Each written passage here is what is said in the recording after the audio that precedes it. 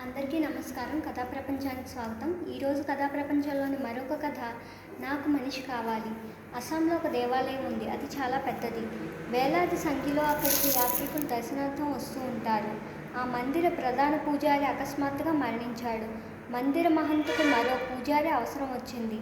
రేపు ఉదయం మొదటి ఛాములో ఇక్కడకు పూజకు సంబంధించిన విషయంలో సంసిద్ధంగా రాగలవానిని పూజారిగా ఉంచుతాము అని మహంతు చాటింపు వేయించాడు. ఆలయం చాలా పెద్దది. పూజారికి ఆదాయం విశేషంగా వస్తుంది.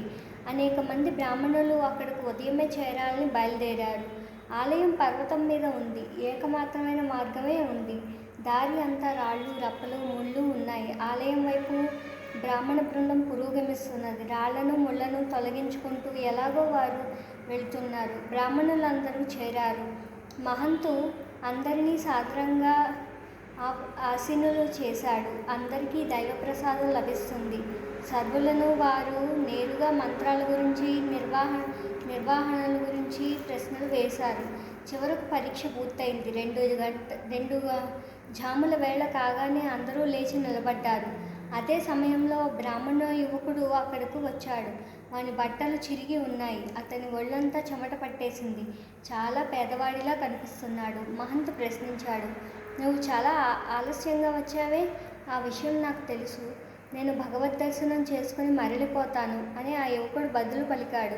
అతని దశకు మహంతు దయాహృదయుడవుతున్నాడు. "నువ్వు త్వరగా ఎందుకు రాలేదు?"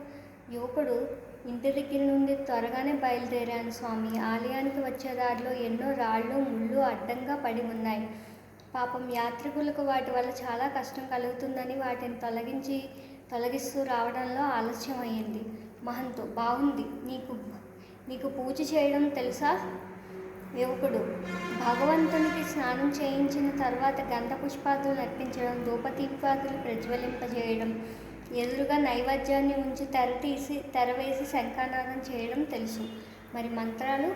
మహంతు ప్రశ్నించాడు. యువకుడు ఉదాసీనుడే పలికాడు, "భగవంతునికి స్నానం చేయించడానికి, నైవేద్యం మారగించమని చెప్పడానికి మంత్రాలుంటాయని నాకు తెలియదు." ఆ సమాధానానికి పండితులందరూ నవ్వుతూ, "ఈ మూర్ఖుడు కూడా పూజారి అవ్వాలనే వచ్చాడే" అన్నారు. మహంతు క్షణకాలం ఆగి, "నిన్నే మా ఆలయ పూజారిగా ఎన్నుకున్నాను. నేటి నుంచి మంత్రాలు నేర్చుకో. నేను నేర్పుతాను. నాకు మానవత్వం ఉన్నవాడు కావాలని భగవానుడు నాకు స్వప్నంలో కనిపించి చెప్పాడు" అన్నాడు. "అయితే మేము మనుషులం కాదా?" అని పండితులు ప్రశ్నించారు. వారందరూ మహంతును క్రోధంగా చూశారు. పాండిత్యం ఉన్న విద్వాంసులను విడనాడి మంత్రం అంటే ఏమిటో తెలియని వానికి పూజారిగా నియమిస్తారా? ఇది పండిత సమాజానికి అవమానం, మహా అవమానం అన్నారు. మహంతు పండితుల వారి వైపు తిరిగి, "తమ స్వార్థ విషయాల గురించి పశువులకు కూడా తెలుసు. కొన్ని జంతువులు అతి తెలివిగా కూడా ఉంటాయి కూడా. పరులకు సుఖాన్ని చేకూర్చగలవాడే మానవకోటికి చెందినవాడు కాగలడు. పరుల సుఖం కోసం స్వార్థాన్ని, స్వసుఖాన్ని కూడా త్యాగం చేయగలిగిన వాడే ఉచ్చకోటికి చెందిన మనుష్యుడవుతాడు." అతడు గంభీరంగా పండితులు తమ శిరస్సులను కిందకు దించుకున్నారు. "సోదరా, నీవు మనుష్యుడు అవునో కాదో ఆలోచించుకో." కథ సమాప్తం.